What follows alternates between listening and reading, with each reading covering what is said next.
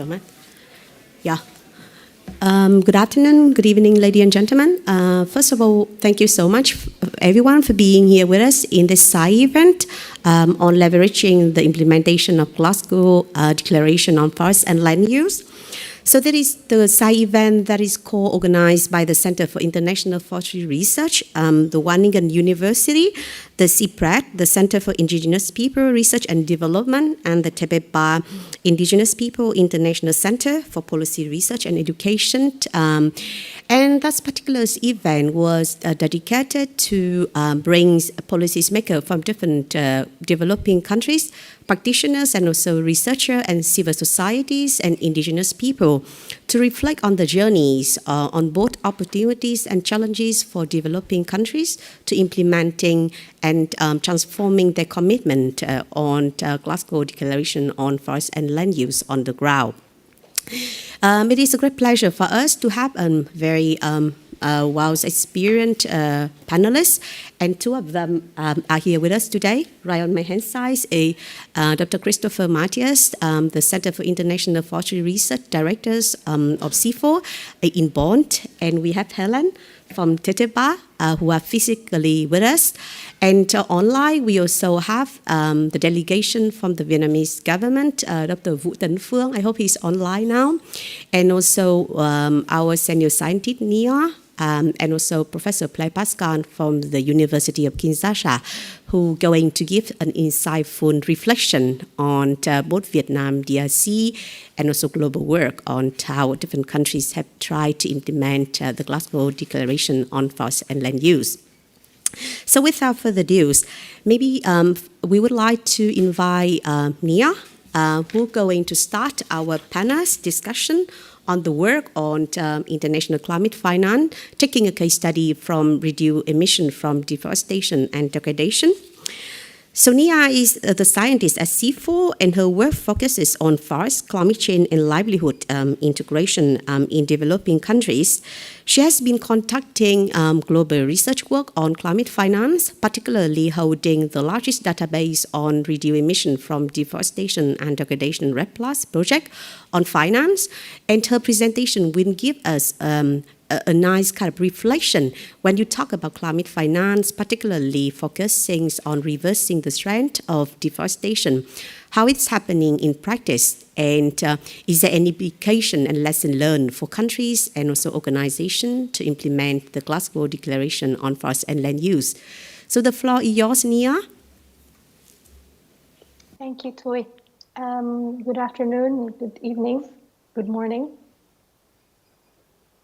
everyone. My name is Stibniati Atmadja, and with Thuy, I'm sorry, can I just clarify that everything is fine from your side at the room in Bonn? Yes. Okay. So with my colleague Thuy, we prepared this presentation to reflect on REDD finance. The next slide, please. In this presentation, we want to ask the question, does more money mean more benefits? So there's an expectation that if you have a lot of finance, then the theory of change is that you enable incentives and policies and other enabling conditions to then achieve the outcomes that you're hoping for. So first, the finance here. The idea is that public and private finance is mobilized, and this creates incentives such as results-based payments and new kinds of green jobs, savings from taxes and penalties related to carbon taxes. There's also readiness activities, and then new regulations and safeguards to clarify the policy and market conditions. And then this results in outcomes.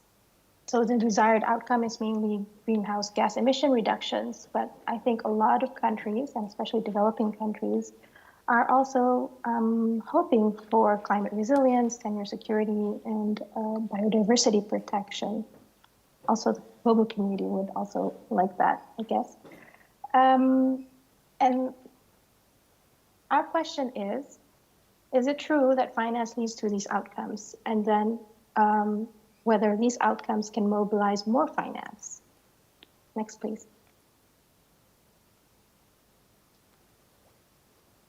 So this presentation focuses on the developed country contributions because this is the spirit of the Glasgow Declaration.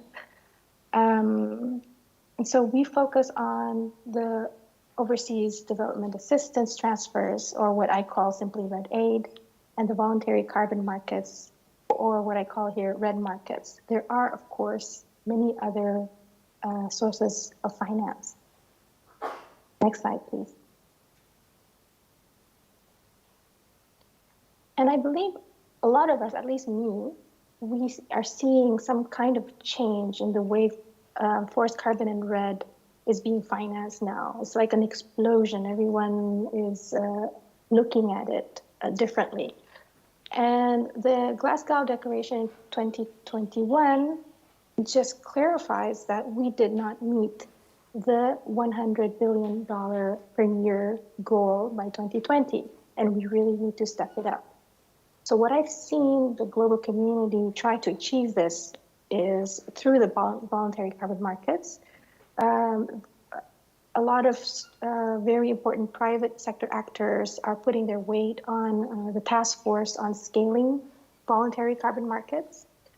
And maybe a small but quite a significant sign for me is that the fact that S&P Global, which usually covers trends of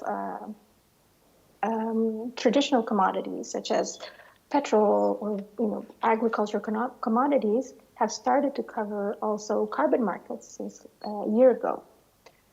And there's also a lot of interest from startups to use new technology to alleviate pain points so that more people can join in the voluntary carbon markets, using blockchain technology to register carbon credits, and then using new satellite methods to do a more quick and cheap MRV, or monitoring, reporting, and verification of carbon. And the jurisdictional level funding is also really stepping up because first at the private sector side, there's a trifecta of art trees, emergent, and leaf, which are mobilizing private sector investments. And then on the public financing side, there's the FCPF or biocarbon and the Green Climate Fund. And the developing countries are also not staying quiet. A lot of them are developing domestic carbon markets. In countries such as Colombia, Peru, and Indonesia, not only regulations, but also systems to ensure that there's going to be a lively and financially viable carbon trading in the future. Next slide, please.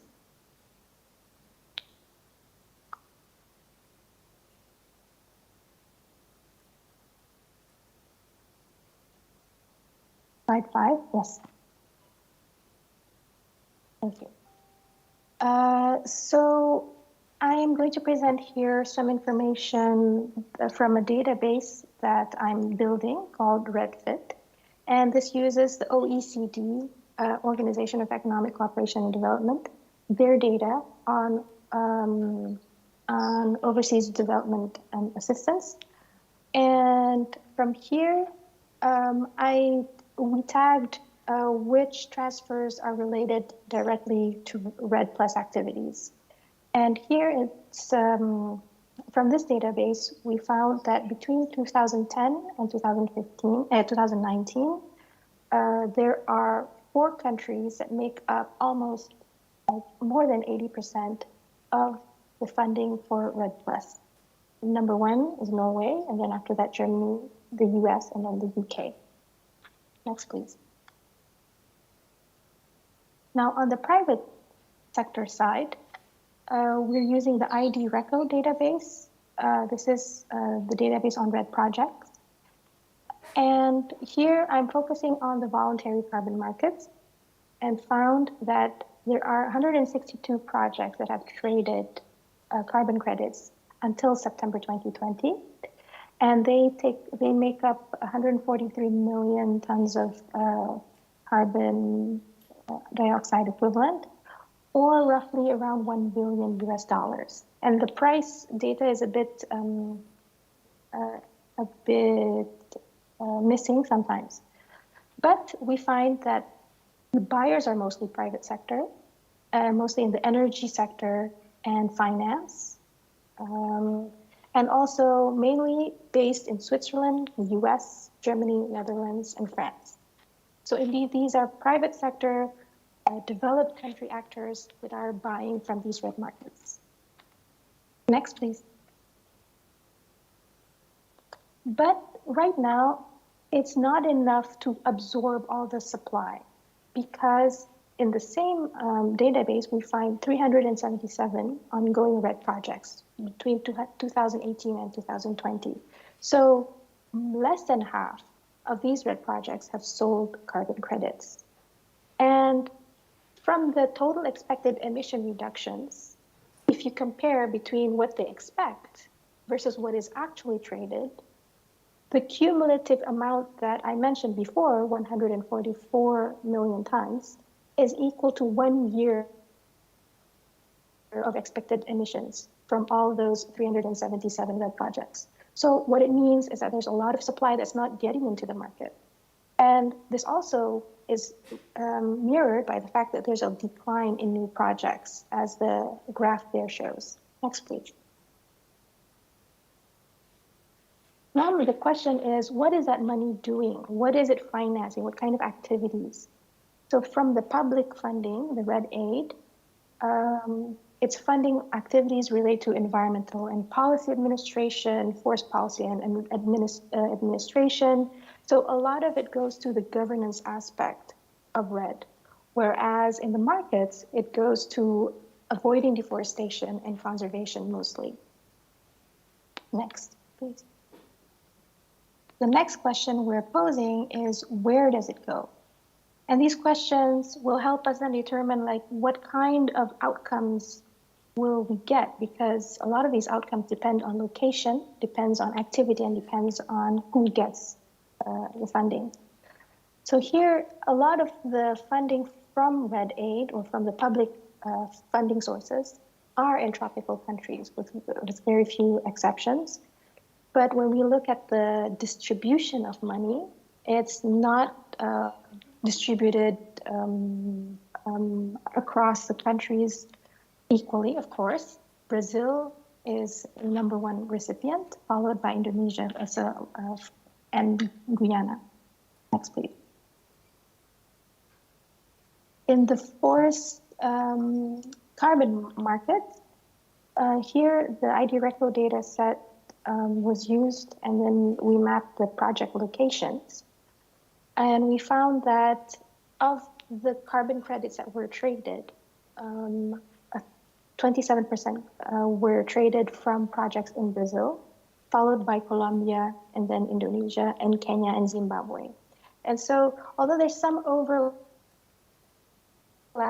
in the amount of money received from these two sources, there's also a lot of players that we found in one side, on the public funding side, that we do not find in the private sector side, and vice versa. Next, please. Now the question is, all that funding is for getting what?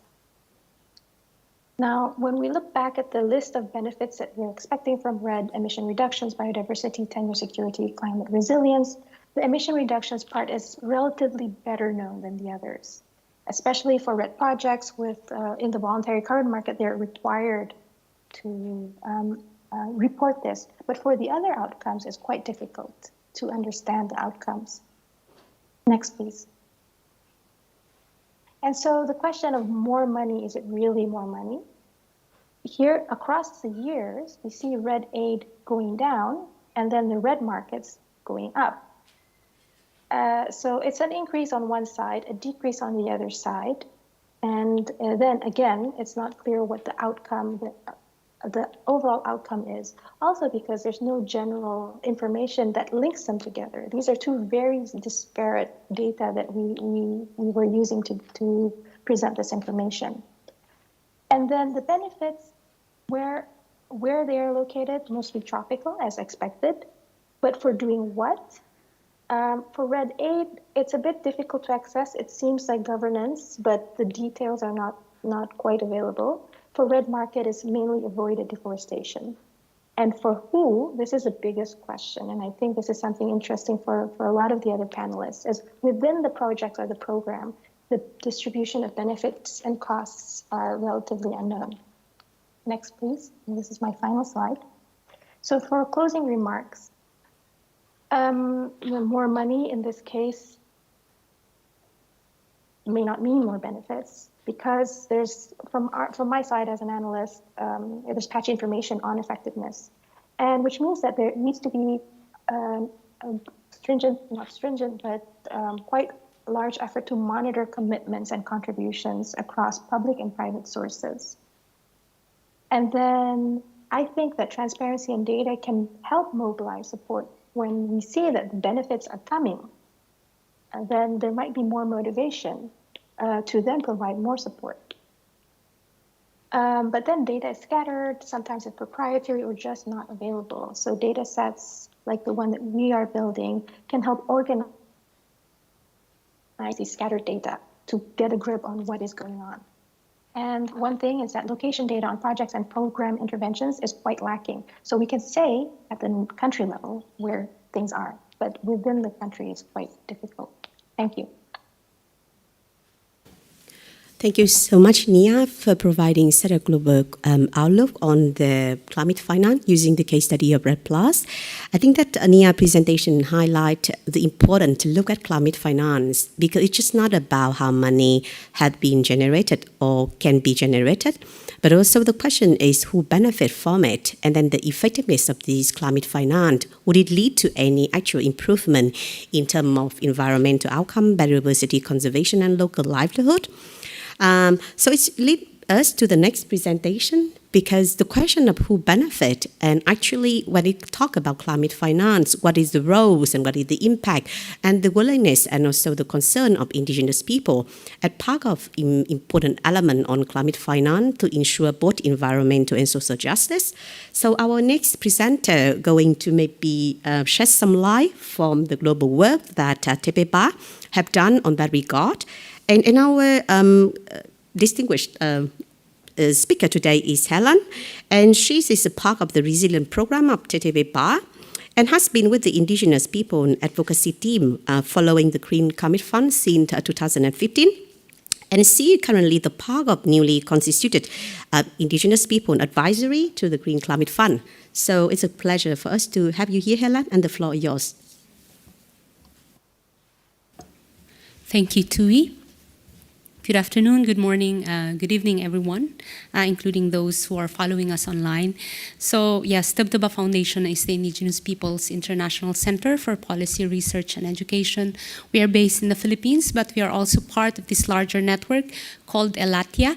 It's an indigenous global neighborhood composed of 19 indigenous peoples organizations in Asia, Africa, and in Latin America. So, for this session, I wanted to explore the reasons why seemingly, despite the seemingly increased flow of funds that, as was presented in the previous presentation, including, for instance, the recent Glasgow Declaration on Forest and Land Use, there remains a challenge of access to climate finance by indigenous peoples. I also wanted to touch on a bit of the opportunities and recommendations towards really operationalizing this Glasgow Declaration on Forest and Land Use. So next slide, please. So the Glasgow Pledge can help address the current barriers to climate finance by indigenous peoples. But for us to really be able to address these barriers, it would be good to appreciate and better understand what these barriers are for indigenous peoples. Next slide, please.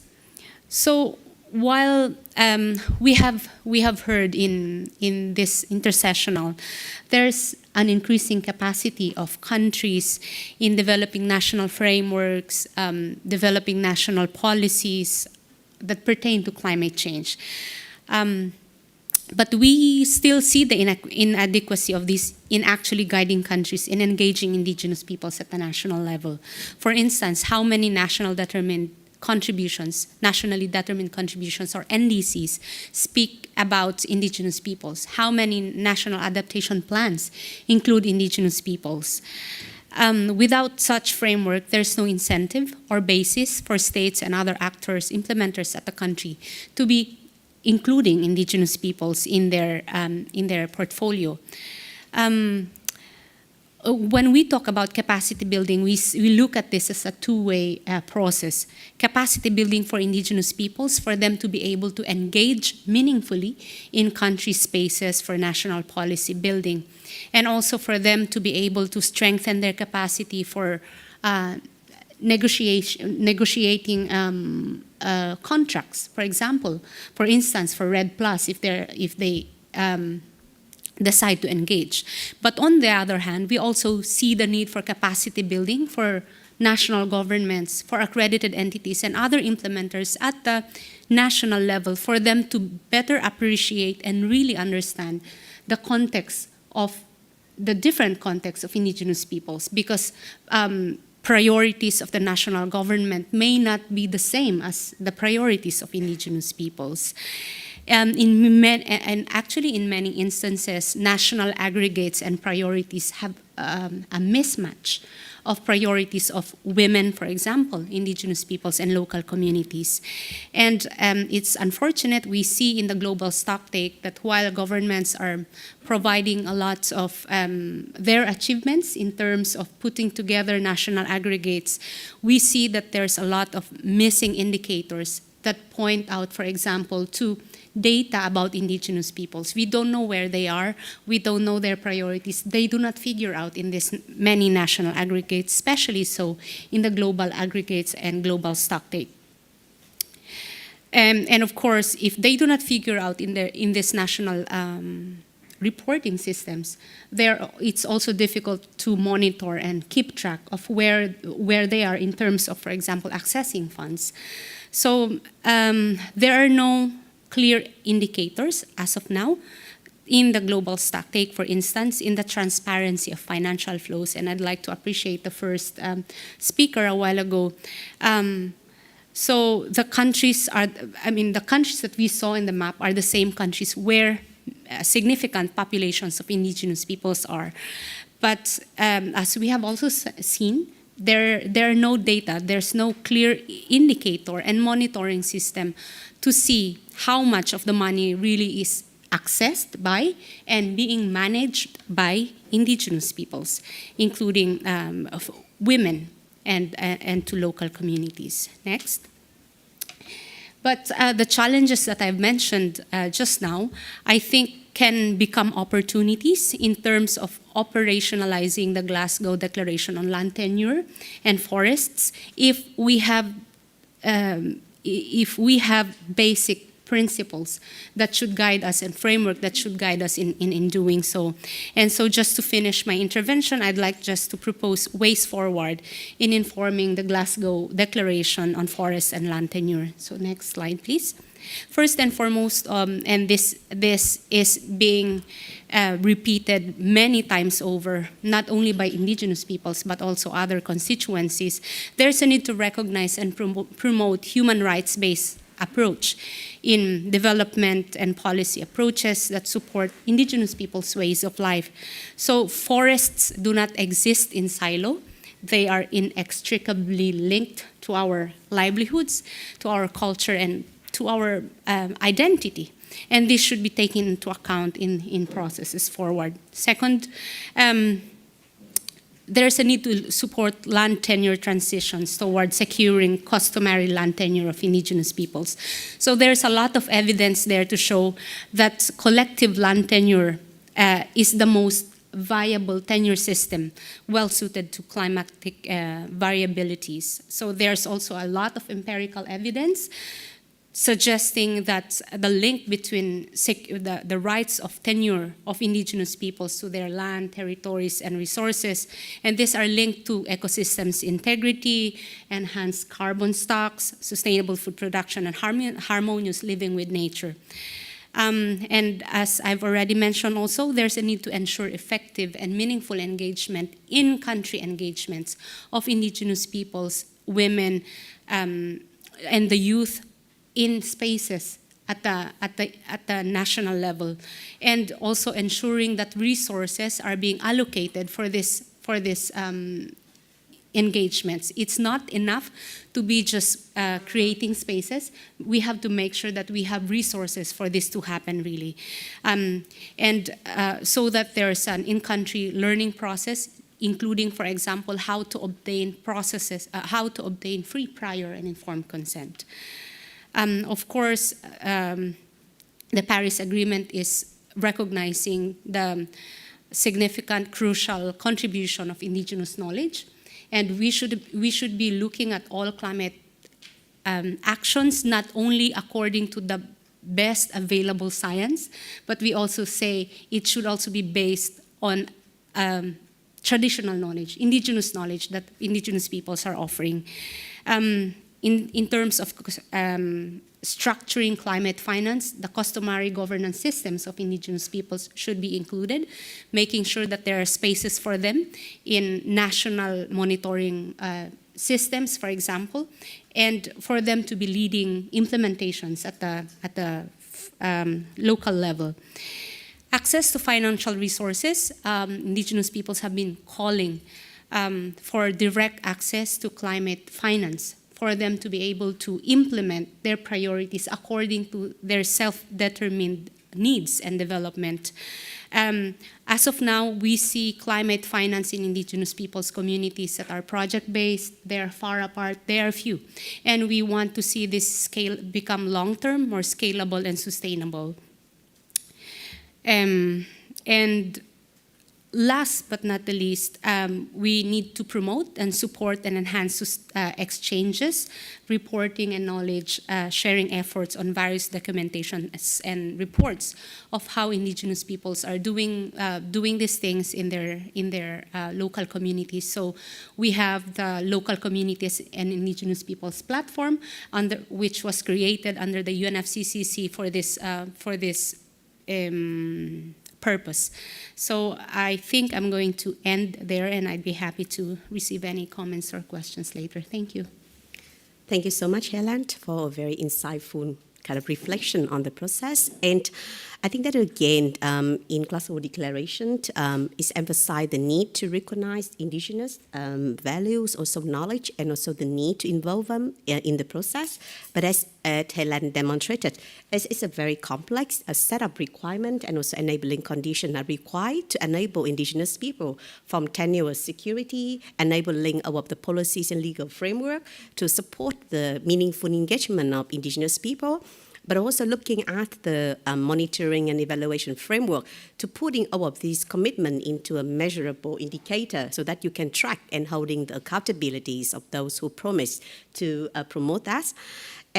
So thanks a lot, Helen. I think that the next presentation will also touch on an important elements of the Glasgow Declaration, particularly on the need to balance between environmental and social need and development, particularly looking at the sustainable food production system and the food security, and how we can bring in different solutions to support the implementation of the declaration. So it is a great pleasure for me to introduce the next speaker, Dr. Christopher Martius. He currently the managing director of CIFOR in Germany, and he has more than 30 years of experience working on the topic emission reduction, also supporting different countries to develop the national climate change strategies. So the floor is yours, Chris. Thank you, Thuy, and hello, everybody. Let me just read out this first paragraph here from the Glasgow Leaders Declaration on Forest and Land Use, because it's a nice bridge between what Helen has just been presenting and what I'm going to talk about. So we, the leaders of the countries identified below, and so these are 141 countries covering 91% of the global forest area. We recognize that to meet our land use, climate, biodiversity, and sustainable development goals will require, will require transformative further action in the interconnected areas of sustainable production and consumption, infrastructure development, trade, finance and investment, and support for smallholders, indigenous peoples, and local communities who depend on forests for their livelihoods and have a key role in their stewardship. So I think it's there, and it's it's to be promoted, and so indigenous peoples and local communities are really central to the Forest Declaration. And then the Leaders Declaration. And then the Leaders Declaration goes on and says, we will strengthen our shared efforts to, I cut a few of these points out, but because I wanted to emphasize some that may be not so prominent. Sustainable commodity production and consumption. We will strengthen our efforts to implement and redesign agricultural policies and programs to incentivize sustainable agriculture, promote food security, and benefit the environment. And so I think that's what maybe in part prompted us to develop a project. Next slide, please, Vani. The previous one. No, the previous one. And one more. Yeah, okay. Weird moving of the slides, sorry. So it prompted us to develop a program on research on low emissions food systems. It's called Mitigate Plus because that was originally it's a long acronym. We decided to keep the name, but basically changed the long title to make it much simpler. So my name is Christopher Martius, as you can see here. There's also the names of Lou Verschot and Wei Zhang. Both of them are the leaders of this program. I'm just representing one of the work packages, but as they are not here today, I was asked to present that to you. So basically, the Mitigate Plus means it's not just about mitigation, and we know that in food systems and in agriculture, it should not be just our activities should not be just about mitigation. We need to look at adaptation at the same level, I would say. Next slide, please. So what is the global food system? And a food system, just to make this definition, it's the whole system from agricultural production to transport, processing, cooling, storage, and so on, till it gets to your plate, so from farm to fork. And that's the food system, including the incentives, including the policy frameworks, and so on for it. And so it is a system that moves $12 trillion every year, and it produces a lot of benefits, obviously. It's responsible for our nutritional security, for food security and livelihoods and all kinds of benefits, people working in this system. And we know when it gets disrupted, as just now with Ukraine, then things are getting bad. But anyway, also if it's not disrupted, it generates a lot of externalities that are not all of them positive. And they increase the burdens on the public sector, particularly soil degradation, pollution of water, of aquifers, loss of biodiversity, depletion of fish stocks and other natural elements of ecosystems. And it also produces 21 to 37% of the global greenhouse gas emissions, including those from land use change. So it's not trivial in the context of climate change. If it were a country, by emissions, it would be the third largest country. And so it is huge. And that's why we should perhaps start considering the role of the food system in emissions reduction while considering the benefits and while making sure that they are safeguarded. Which is, next slide please, which is certainly not easy because the food system is complex. You have here a little bit a cartoon, it's not a real depiction, but you see there is not just, we tend to associate food to agriculture, but food is much more than agriculture. It's processing, cooling, and so on. It's transport, it's globalization, it's water, biodiversity, land use, it's value chains and commodities and so on, and livelihoods, of course. And so it's certainly not easy to address this system in a comprehensive way. So what do we intend to do in this program? First, of course, the sort of the classical topics, which are land use and land use change. So reducing forest conversion, which we have been working on with the RED Plus program for the last decade or more. And then also improving resource use efficiency in major commodities like rice, livestock, fisheries, I forgot to mention, shrimp, because they can benefit from this in ways that also improve the economic performance of the systems. And certainly increasing mitigation adaptation synergies, it's a topic on which we also have been working a lot. But we also want to go through to the idea that this is a food system going from farm to fork. We want to work on the post-harvest activities in that system. So improving value chain efficiencies, the processing, the transport, the preservation, cooling, whatever, the retail. Reducing post-harvest food waste. That's 30% of the food produced, and that's a lot. And certainly there are technical limits. You cannot sell everything that goes to market and so on, but certainly there are also possibilities to improve this share. And there are many activities already on their way. So it's actually also something. These are sort of low-hanging fruit, even in a way, because it can be just implemented. Just somebody needs to start working on this. We want to integrate biomass production in better ways for bioenergy, but also raw materials. The world is moving to a reduction of fossil fuels and plastic-free world. Where is the raw material going to come from? From natural resources, from biomass. So we need to integrate food production and biomass production in a way that the biomass doesn't damage the food supply. And these are important and complicated questions.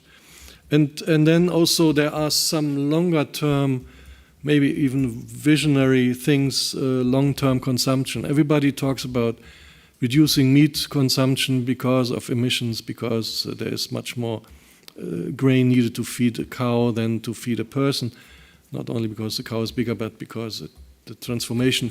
So the calorie is actually consuming much more grains than if you consume the grains directly. So, but there are other similar situations where one could start questioning and having a social debate on. For example, half of the maize is the major, the largest grain commodity in the world. 50% of the maize production, at least in the US, I don't know in the other states, but in the US, goes to fructose, which is then used in sugary drinks, making people sick and so on. So do we need this? We don't need it as much as we need the meat consumption. So we could probably have discussions along those lines and reduce those emissions also. Because every kilo of food produced is also generating emissions, of course. Next, please. Sorry. I was going. Sorry, I was going through this, but not showing the slide. So. This is what I just said. Just leave it there for a moment. I'm reading on my own screen because I can't turn around so often. So land use change, reducing forest conversion, improving resource efficiency, increasing synergies between mitigation and adaptation, and then post-harvest, the value chains, food waste, integrated biomass production, and long-term trends. And this is not a finite list. We are just starting this program. We are developing this further. Vani, next, please. So we build on 2 decades of CGR work. So the CGR is our little logo up here. Is the group of 15 international agricultural research centers. So one of the largest programs in the last 10 years has been the forestries and agroforestry, in which we have been working on the RED Plus. So we know a lot about quantification of drivers and the associated emissions, the sink potential from sustainable forest management and forest restoration, enabling environment conditions, and we have been advising some 20 countries on RED Plus policy development over the years, and finally also forest landscape restoration in the context of the Bond Challenge, also supporting with the Global Landscapes Forum these activities. And the next slide is showing another part of our 2 decades of experience, which is coming from a program called CICAF's Climate Change, Agriculture and Food Security. They have been working on climate smart agriculture, so we're going to take up some of those ideas and spin them further, like reduced methane emissions in rice and in animal production, reduced N2O emissions in fertilization, the soil carbon increase, and emissions associated with food loss and waste. So that's not new. There has been work on this already. Next, please. And it's the second time you hear about theory of change in this meeting. So the idea how we get from what we do to what we intend to achieve. So basically we have 5 large activities: strategy, development, and planning. Working with currently 4 countries that are listed down here, probably going to work with another 3 starting next year, and also working at the global level, informing what comes out of those countries for the global level, and that's why we're here. We're going to come back and inform the COP, certainly. So strategy development, we have a work on evidence and data, because very often these data sets are still not sufficient in many countries. We are going to work in living landscape laboratories. We are going to work on scaling, and we have an engagement and agenda transformation goal. So we want to increase people's and our partners' capacity to use data and tools consistently to design emission reduction incentives in food systems, using increased rigor and certainty in data, working with food sector actors and communities and empower them along the way. These are the large level results that we are trying to achieve, from emission reduction to food systems, climate resilience, reduction of food waste and food loss, livelihoods improvements, participation and equity, and environmental health and biodiversity. So it's a mouthful, but I think we can do this through an integrated approach. And the next slide, please. We have a few tools which we are going to use along the way. We are going to develop an intervention planning framework for food systems. Climate intervention planning framework. We are going to have a greenhouse gas inventory framework. We are going to have socially inclusive decision support, and also developing these scale-up ready climate solutions. And we intend to become a global hub for these questions, so that people come to us and bring questions to us, and we hope to be able to answer them with science. Last slide. This is a citation from Wangari Maathai. You cannot protect the environment unless you empower people, you inform them, and you help them understand that these resources are their own, that they must protect them. I think this is a nice citation. I think also it has probably a little bit outgrown, because in a way that we are not here to inform people. You know, we have the wisdom and you are the listeners. It's more a collaborative approach, which we have been pursuing also in the RED work, with partners, developing knowledge together, so that it's actually the right knowledge, the knowledge that people need in the countries and in the places, in the communities. And that's, I think, going a little bit beyond this, but still I think we need to look at the big picture here. Thank you very much. Thank you so much, Chris. So really looking forward to the next 3 years to see of the tool and also the analysis from a food system perspective. I think that in Chris' presentation, he mentioned about the national commitment and also the developing countries committed to really looking and transforming their policy landscape, particularly implementing the declaration.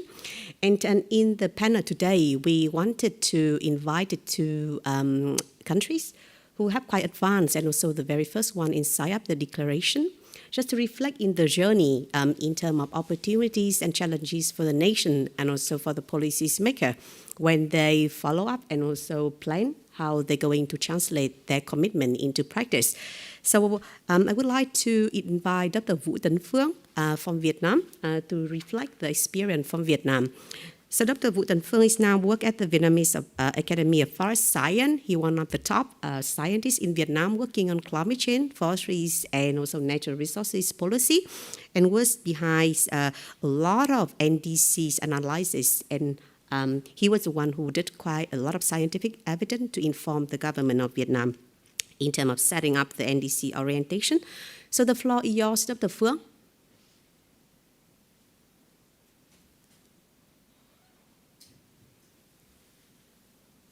Dr. Phuong, can you hear us?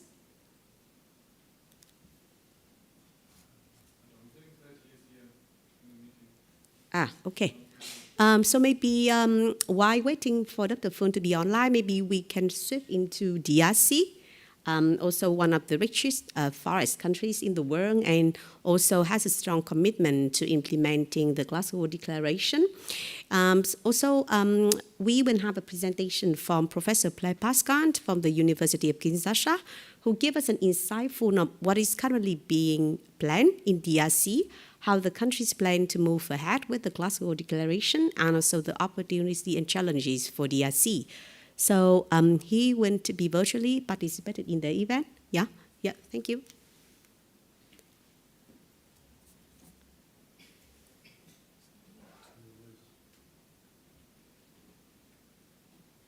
Can you?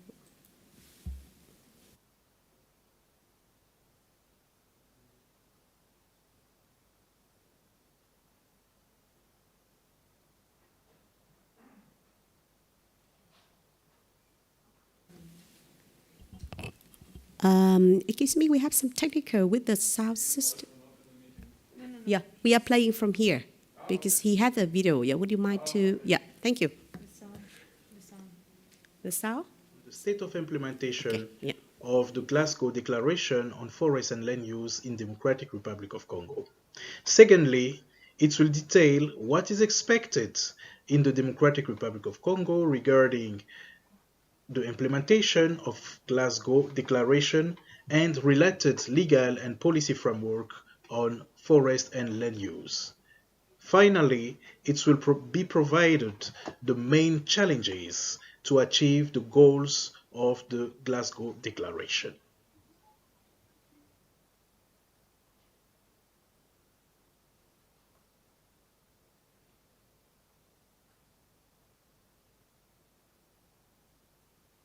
What is going on in the Democratic Republic of Congo regarding the implementation of Glasgow Declaration? Several actions have been done by the Congolese government to implement this declaration. Among these actions, we have the adoption of the second letter of intent, which is signed between the Central African Forest Initiative and the Democratic Republic of Congo government.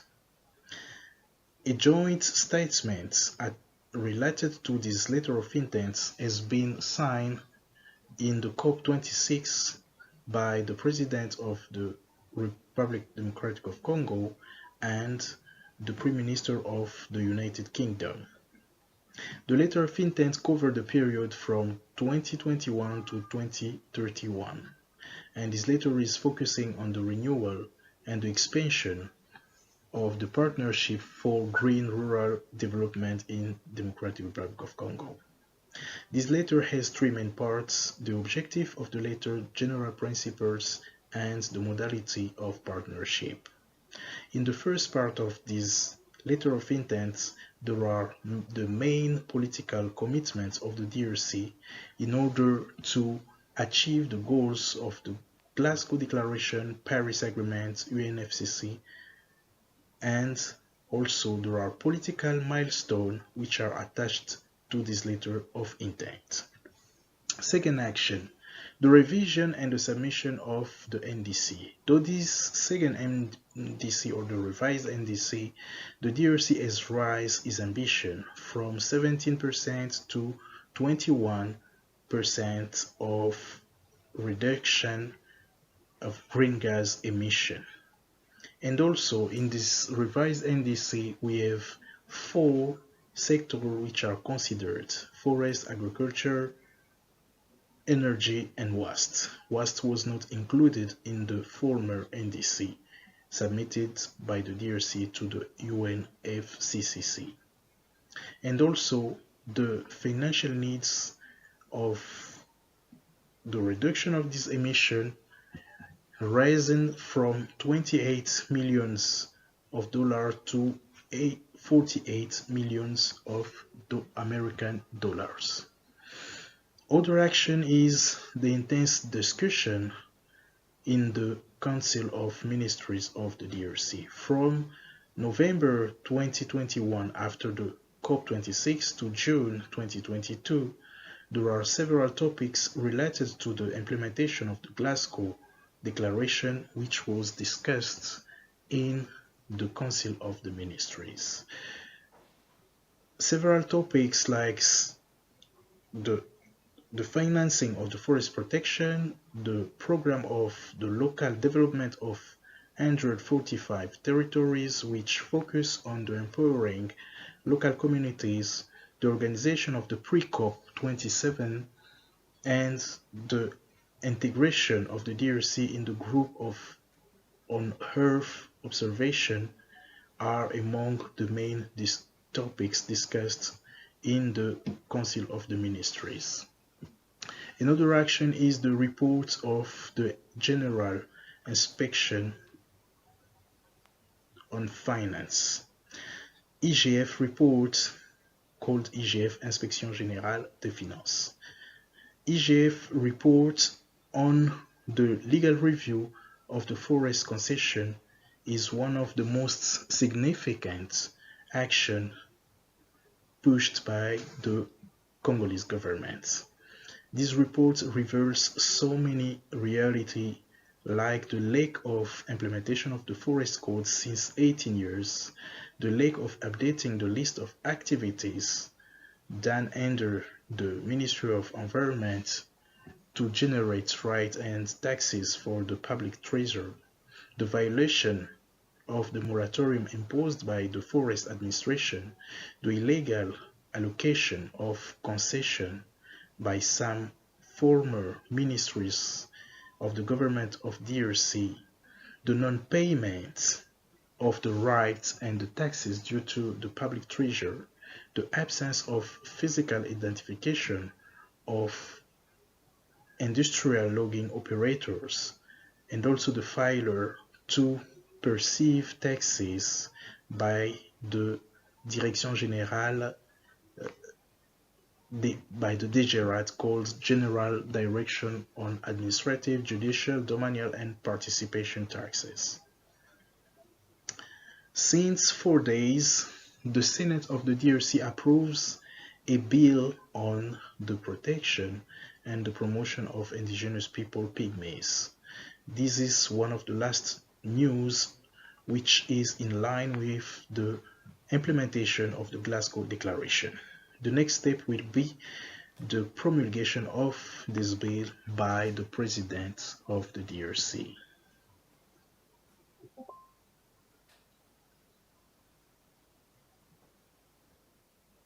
After giving details on what is going on in DRC regarding the implementation of the Glasgow Declaration, now let's talk about what is expected in the near future. Here in this presentation, we consider the period of 2023, and we focus on the political commitments included under the letter of intent signed between the DRC and the Central African Forest Initiative. We will focus more on 3 sectors: forest sector, agriculture, land use planning, land tenure. Regarding forests, by 2023, the DRC is expected to launch the Sustainable Forest Management Program to define the concept of degraded forest, high-value forests and peatlands, to adopt a forest policy, to revise its forestry codes, to lift the moratorium, to adopt a best practice on local community forest concession. Some of the milestones have been reached, for example, the revision of the NDC and the legal review of forestry concession done by the EGF, as I told in the slide before.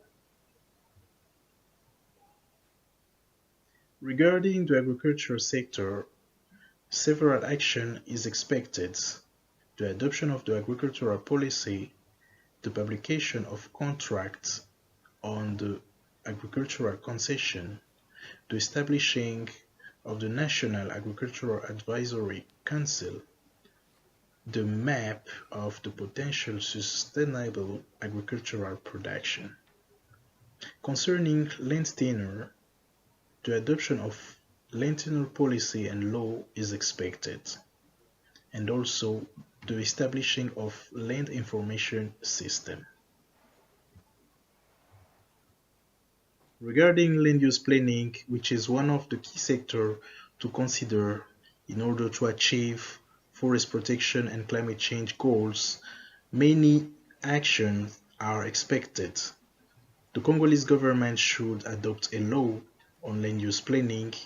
The National Council on Land Use Planning should be established. An atlas on land use planning should be adopted, and the publication and the centralization of land allocation contract should be done.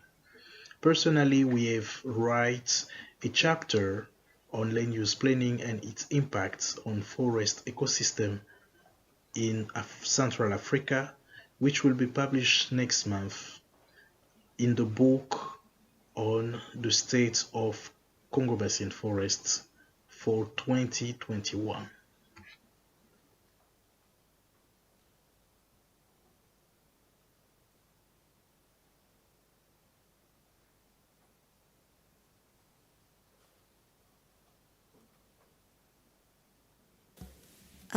Thank you so much, Professor Blaise-Pascal, and I hope that you can stay so that if there is any question regarding DRC, then we can get your insightful reflection. Maybe just let me check again our Vietnamese delegation, Dr. Phuong, if he's online. Dr. Phuong, are you online, and are you able to presenting the work in Vietnam? I mean, he did mention about the fact that he has some challenges in terms of connecting the internet.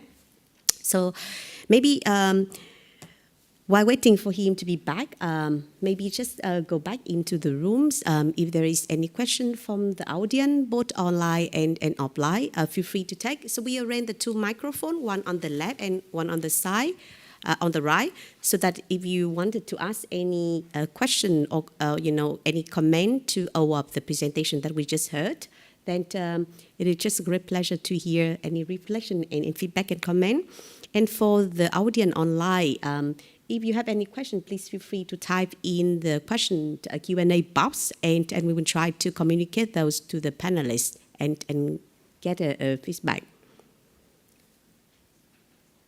We also saw an early indication from our colleague from CIPRED, because she also working with Helen on the issues of indigenous people and also the land tenure. And so perhaps, please, if you are online, just feel free to take the floor, and then looking forward to hear your comment on Helen's presentation, but also other experience that CIPRED has worked on the issues of indigenous people.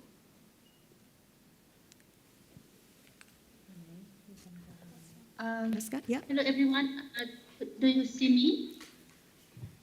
Yes. Yeah, we can hear you. Okay. Yeah, thank you, Thuy, and good evening, everyone. My pleasure to be here, and thank you so much for all the wonderful presentation. That very time urgent and timely need of the discussions. My name is Pasang Dolma Sherpa. I work for Center for Indigenous Peoples Research and Development. This is based in Kathmandu. But as Helen mentioned, that CIPRED is one of the members of IDETIA. We work in partnership with Tebtebba and also other indigenous people organizations on the issues of indigenous peoples in line with the forestry sectors as well as environmental and climate change. Yeah, all the presentations are super good. I just would like to have a little bit of reflection on the on my queries on the presentation, and I will also add a little bit to what we have, what CIPRED has been doing. And my apology that I supposed to be there with you in the panel, but because of my health issues, I could not make it. But I'm really thankful that I could join virtually. I just would like to begin with, Mia's presentation with more money may not mean more benefits. That certainly right, because we also have already experienced that more money in the sectors of climate change and adaptation at the country level. And even with the rate plus that has been already presented by all the earlier panelists, that does not mean that benefits of indigenous peoples are addressed, no? So and then especially the benefits as the safeguards, and especially for the recognition of the customary land tenures. As Helen already mentioned, that customary land tenures are the basis for continuation of our knowledge, our spirit, our spiritual values, our cultural, and our the day-to-day livelihoods. But one of the challenges is land tenure security is not understanding that often it's been misinterpreted that land tenure security is a kind of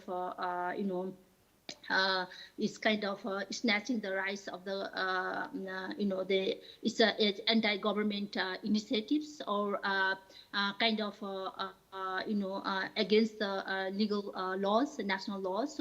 So there are a lot of gaps in recognition of the land tenure security. So that's a very important that the values of land tenure security is not just one contribution of our knowledge and value system, but the land tenure security has a big contribution because for continuation of our knowledge system and continuation of by our future generation, and protection of the biodiversity ecosystem, and as well as contributing for the adaptation and mitigation. So this is a really challenging at the ground level. After the Glasgow Declaration on the land use and the forest, the land tenure security has been, the discussion on the land tenure security has been on the surface, but CIPRED has already been working on the grounds that the challenges we have, challenges remain the same, So how are you addressing? I would like to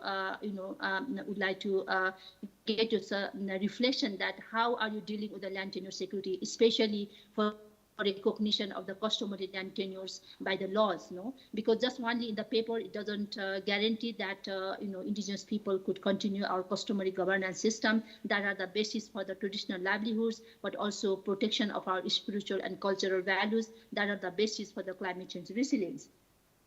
Then I would like to come to another part that I would like to come to another part that Christopher talked about climate smart agriculture. I understand that from scientific worldviews that is very important for especially reducing the emission. But however, that has really created a big challenge for indigenous peoples, because this concept has a really has really encouraged the villagers communities to use more hybrid seed, rely on dependence, creating more dependency, and that has been causes of declining our native seed, which has been sustained for generation and generation. So in your experience, how how are you dealing with this native seed, which are already at the verge of the extinction, and because the indigenous native seed is not just only the food for as you have mentioned, but also these are the culturally, spiritually connected for indigenous peoples, that part. And then the topic of land tenures, I would like to also hear from you. That is, I think that's what I have now. And if I have anything, I will type my queries on the floor. But I'm really grateful that if you could respond from that angle. Thank you so much. Thank you so much. And now we have Dr. Phuong from Vietnam online. So maybe, Dr. Phuong, can you confirm that you can hear us, and then you can start your presentation for 10 minutes? Yes, thank you. I thank you. Hear you very well. So the floor is yours, Dr. Phuong. Yeah, thank you. So good evening, everyone there from Hanoi. So I'm very happy that to be invited to join your section. So my name is Vũ Tân Phuong. I work for Vietnam Forest Certification Office, and my colleague also with you now, Ms. Hoàng Anh, working at the Ministry of the Agriculture and Rural Development. So I try to give you very short information on how Vietnam delivers the net zero emission and the free deforestation targets as committed by now, and the main challenge. So the next slide, please. Yeah, first we have I give you very key the statistic on the forestry data. So Vietnam now have almost 15 million hectares of forest, or 42% of the forest cover. In that we have 15% of the forest area designated for the biodiversity conservation, and 32% for the environment protection. And of course, we only have about 53% for the timber production, that is production forest. So most of the forests are owned by the state, 60%. And regarding the carbon, we now the carbon sink for the forestry sector. So but of course, we have the annual average emission per year is about 23 million tons per year for the average for the period from 2010 to 2020. And we have a minus 40 million ton sink or remover. And total the current carbon stock in the forest biomass now is 612 million ton carbon. And 80% of the forest carbon in the natural forest area. And we have almost 6,000 enterprise working on the wood furniture and wood processing. And you can see on the right-hand side the chart showing the dynamic of the forest chain area since 1943 up to 2010. So most of the increase in forest area are from the plantation expansion. And you can also see the sharp increase of the wood export from the forestry sector. So now we have almost 13 billion US dollar for 2020. And the other famous policy generating the resources for the forest protection is the payment for environmental services. So up to year 2020, we have almost 300 million US dollar gained or paid by that policy. And it is it's only used for the forest protection. So next, please. Next, please. So our government have a very strong commitment and a strong policy supporting the net zero and free deforestation. You can see that. And Vietnam is a signature of UNFCCC Paris Agreement, and we already submitted NDC in 2020. And recently we have an environment protection law that very much regulates or make very firm regulation on the emission reduction as a mandatory for the sector, so including the forestry and land use. And Vietnam make very strong and reaffirm that Vietnam will aim to have the net zero emission by 2015, and also join the Glasgow Declaration global methane pledge, maybe 30% of that methane emission reduction. And we are now developing some very key policies, including to deliver the net zero emission targets, including climate change, the NDC to be updated, and also grass growth action plan, and so on. So if you look at here, so forestry sector is a main priority area for targeting further enhancing value added for plantation, because of natural forest is still having the logging ban. So we want to increase that to reduce pressure on the natural forest. We focus on the emission reduction and low carbon development. We focus on sustainable forest management using a different standard for certification. We also encourage to apply the forest-based solution for natural disasters reduction. And our aim is to have the forest cover by 2030 by 32%, and we try to maintain and stabilize this forest cover. So next, please. Next, please. Yeah, so according to our analysis, the main drivers for deforestation and degradation in Vietnam is first is the the planet conservation, mainly the poor natural forest to rubber in the past. It's quite common, and then since then the government already have a strong policy and stop that, and now it's a very low risk. Second is the conservation of forest to the plantation because the economic value. The other thing is more is driven by the smallholder encroachment onto the the forest land, and the last one is the impact of the hydropower infrastructure development like a road and so on, urbanization and so on.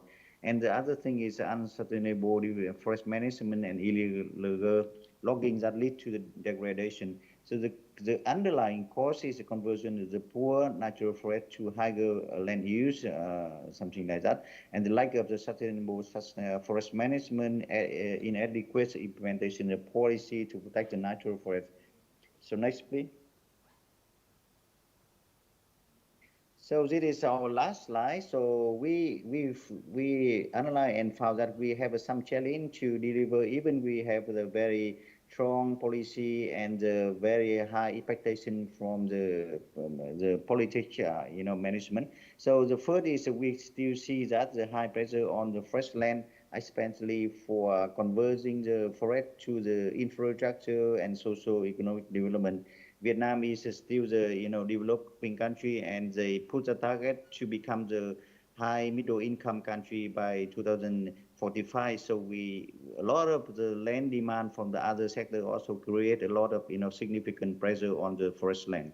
The second is a low payment for the natural forest protection. Even the government have a good policy, subsidies policy to pay the local people to the protect the forest, but we don't have any policy to encourage the emission reduction and carbon enhancement in the forest and in the land use area. And then some issue very critical is the carbon title market for the trading and so on is not available by now. So we also see the weak law enforcement and then cross-sector collaboration in planning and decision making when we put a target on the emission reduction or low carbon emission development. And the forestry investment in forestry is still very low comparing to other sectors. We can say that it's insufficient, and lack of integration of the investment program into the other ones, so to make more effective investment for the emission reduction and the free deforestation agriculture. So our proposed measure here is to strengthen the land use planning, including across the sector also, and environmental impact assessment and monitoring across level. And one of that is important is to have a sufficient engagement of all the sector and the stakeholder. And the second is we should have some kind of incentive policy for the natural forest protection, and we must or should reward adequately for the forest and land use by GHG mitigation implementation. So we require some kind of carbon market, so that is the focus on domestic carbon market. And the third measure I think is also important is strengthen the law enforcement and improvement cross-sector collaboration. And the last one is how to mobilize investment from the private sector and the development of the effective mechanism for increasing the investment effectiveness. So next, please. So thank you very much for your listening and willing to discuss further. Thank you. Thank you so much, Dr. Phuong. And we also have Mrs. Hoàng Anh from the Vietnam's delegation here, if anyone wanted to have a direct communication. I think that we only have 15 minutes before the side event ends. I just wanted to ask if there is any burning question that the audience, yes, please, yeah.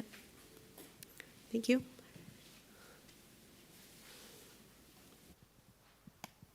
Hello, good afternoon. I'm Tatiana Oliveira. I'm from a Brazilian NGO called the Institute of Socioeconomic Studies. And listening to you all, I was wondering if you have any comments on the inclusion or adoption of the REDD+ instrument in Articles 6.2 and 6.4 of the Paris Agreement, meaning, of course, that REDD+ generating carbon credits to transactions among countries through ITMOs, and by private sector projects by big corporations, and its effects on the CBDR principles and the polluters pays principle as well. Thank you so much. Is anyone in the audience have another question? Or is anyone from the online audience might also want to have some? Oh, yes, please. Yeah. Thank you. Thank you very much. Stephanie from Humane Society International UK. I had a question for Christopher, if that's right. Thanks for your presentation. You mentioned that reducing animal protein consumption and shifting from animal-centric to more plant-based diets is one of the kind of targets that we need to be working towards.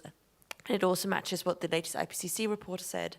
So I was wondering how your organization is working on accelerating consumption change, and what, in your opinion, is needed to achieve that.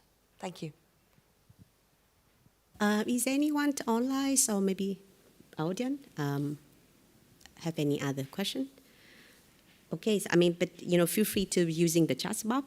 I think that Christopher, there are two questions from the audience, also from Pasang, the one online from CIPRED that asked you. It would be great if you can discuss about that.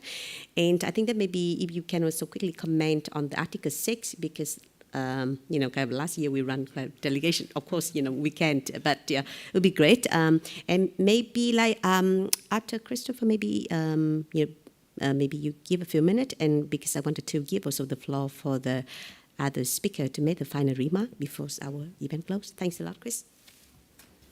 Yeah, thanks directly to this question from you. I mentioned meat consumption as one solution that many people are aware of. And it's true, it's also something we're going to work on, but we have one of our partners is, and one of the partners in the CGR is actually the International Livestock Research Institute, who are working on protein-based, the role of protein in diets, and trying to develop a differentiated view. Our approach will be, and I mentioned meat, to also make the point that there might be other solutions similar to meat, big changes in consumption patterns and so on, which are not easy to accomplish. So meat is certainly one, but there might be others. And so our idea would be for these long-term questions to actually start a debate at the national level, because in many countries there are discussions of this type happening. I know, for example, from Bangladesh, they're talking from the highest government level about the fact that what they consider as too much rice consumption. They say it's just calories, it's not nutrition, and so on. So I think we need to start with understanding what people in the countries are thinking, or what they want, what their preferences are, and then take it from there, and then have a dialogue, informed dialogue based on science, and then get to eventually solutions that everybody can buy into, at least the majority of people might be able to buy into. Yeah. To the other question that came from the speaker who was online, maybe I mentioned too lightly the climate smart agriculture. It's a buzzword that has many meanings and connotations. I'm also a biologist originally in my life, and so I know that, and I'm certainly totally in support of preserving biodiversity, also of seed material, of land races, and so on. So when we press seed material upon people, that's certainly not the way to go. And I don't think we would be doing this in this new project. And I actually appreciate that comment, because it's important to be aware of that, of the fact that these buzzwords can mean different things to different people. So I apologize for the misunderstanding there. Yeah. Not really at the moment. Maybe Nia. Well, is Nia still online? Yes. Maybe we can put a few spotlights on the panelists, because, I mean, but maybe just like quickly respond to your question about the Article 6, because basically, I think that like the realities of the complexities of Article 6, particularly from the point of view of the policymaker in different countries, is exactly the point where Christopher kind of discussed about the need to inform just not only about the text itself, but also a full analysis from a scientific perspective on what does it mean on different implications of different proposed solution at the moment. And I don't think that we had a full understanding in terms of the complexities and the potential impact that it might lead to different countries and also different groups, and that is something that the role for the science and the research to explore in this area. But actually, since the COP26 last year, and although the whole discussion about Article 6, CIFOR has done what we call the global comparative study on REDD+ in 17 countries, where we have engaged with national stakeholders in those 17 countries. Most of the time are the highly forested countries. And basically, what we have seen is that over the time, the discussion on Article 6 was actually provide quite a good kind of momentum for the government and the policymaker in those highly forested countries to actually discuss about the multiple dimension of the financial and social incentive and even political incentive to kind of enabling different type of market in the countries. But in terms of what is best, and kind of again refer back to Helen's question, is that I don't think that we have enough kind of data and evidence to really kind of thinking and then really informing what works best, because countries have varieties in terms of their technical capacity, their political regime. So it's need a little bit of kind of throughout discussion at the country level on what will work best. So we are still working on that analysis, and hopefully we'll be able to provide a much more global comparative analysis with our result, maybe probably at COP27. But I think that just to close up the event, just wanted to say that all of the presentation will be online in CIFOR website, including the full record and also the contact detail of all of the panelists. So feel free to contact all of the panelists directly. But just before closing the ceremony, just allow me to ask all of the panelists today that if you had to nominate or suggested one kind of urgent action to really kind of support the implementation of Glasgow, what would be the key message? And maybe we can start from online audience, from Professor Blaise-Pascal from Diaz, and then Dr. Phuong, and then Nia, Chris, and Helen. So Professor Blaise-Pascal, do you have any kind of wisdom for one key message that you want to communicate to us?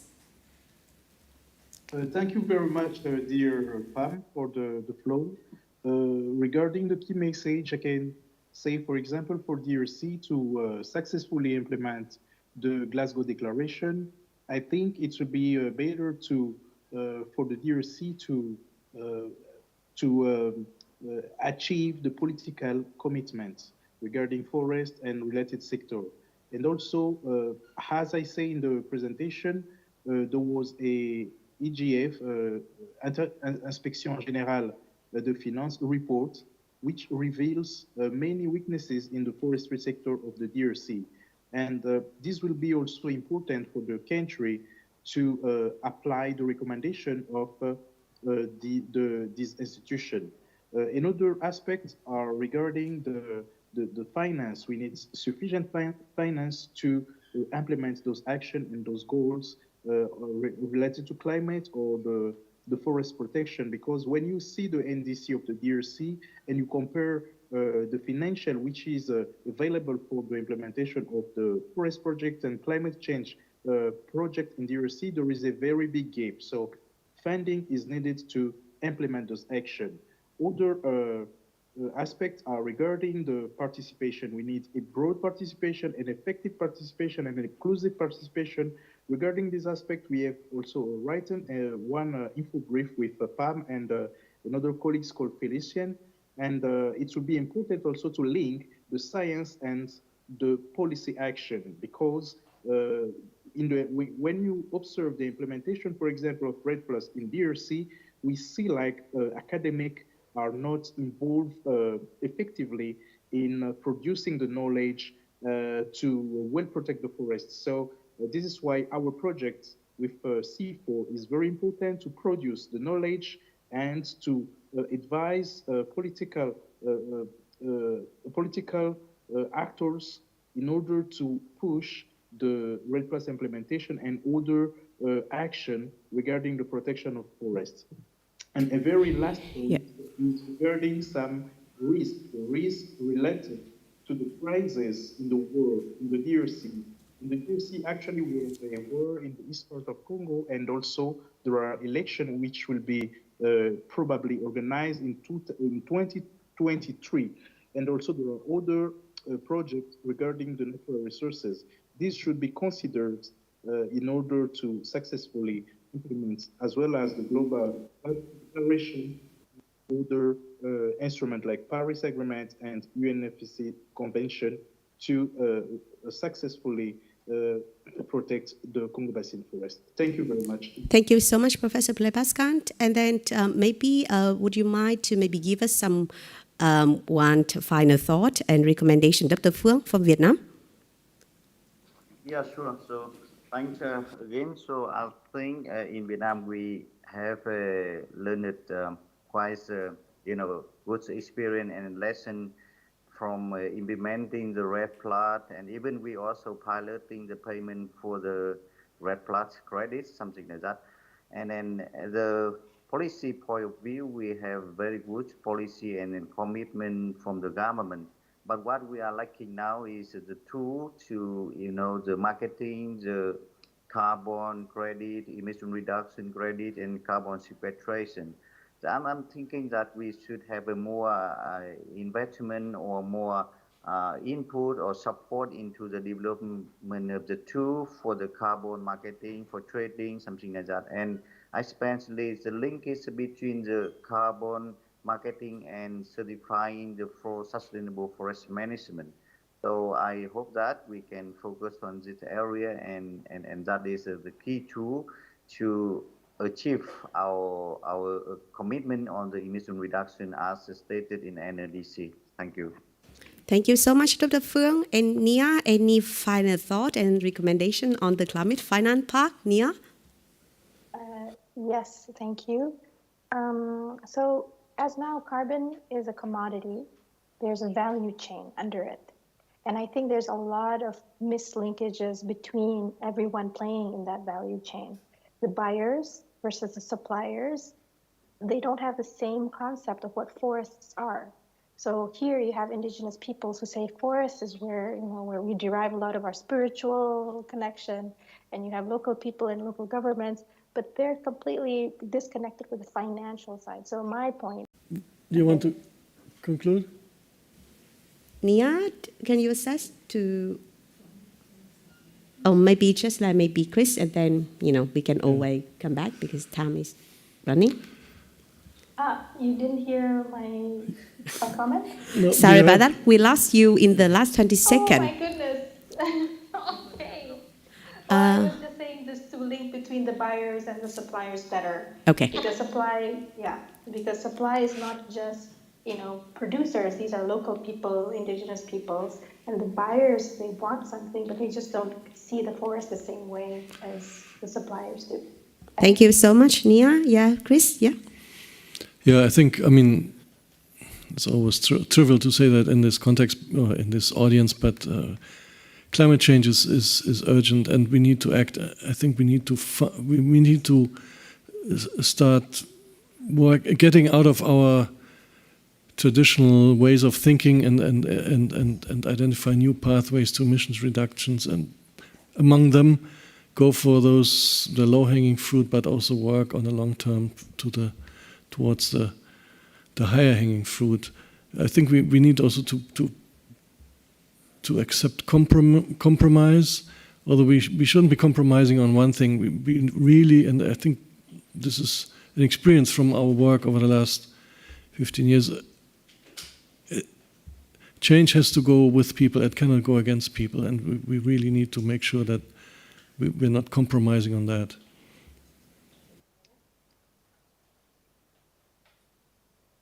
Thank you very much. That has been really a very rich discussion. Yeah, so I think one message is that for us to really operationalize the Glasgow Declaration on Forests and Land Tenure, I think we won't go wrong if we are going to work on minimum standards that include, for Indigenous peoples, rights-based approach, the recognition of collective rights on our territories and resources, effective and meaningful participation of Indigenous peoples with special attention to Indigenous women and the youth, and persons with disabilities and local communities, free, prior, and informed consent, the right to self-determine the kind of development that we want to go to, the pathway that we want to go, and above all, a capacity building that is done in a way that takes into account the cultural appropriateness and responsiveness. There are also different initiatives now by Indigenous peoples and also entities, implementing entities about this 1.7 pledge. I think there's a need for us to really come together and have a synergy on all of these efforts. So the minimum standards that I said are not additional requirements. No, they're not additional requirements. They are minimum basic fundamental principles that we should be looking at in terms of operationalizing the declaration. Thank you. Thank you so much. I think that we need to give a big applause for our panelists today for our excellent presentation. And I think that our SAIS event today will just reflect some of the issue related to the Glasgow Declaration. But our hope is that with a diverse experience coming from policymakers, researchers, and also Indigenous people, we even though Helen said it's a minimum requirement, we wanted to achieve the maximization of our collaboration, our effort to make that, the declaration and the commitment work. And I think that the SAI event also reflect the complexity ranging from technical solution to also political commitment to also the national policy and also of the key issue, the hardcore of the thing is working for whom and who will really benefit from the process. And the roles of Indigenous people and local community really need to put in the front and really to deliver both environmental and social justice. So I really hope that all of the panelists will continue to share the work in the future.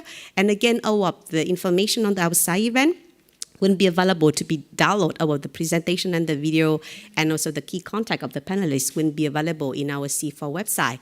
So once again, thank you so much for being here with us and looking forward to another event where we can unite it with our panelists. Thank you so much for being here. Thank you. Thank you. Bye-bye. Thank you. Bye-bye.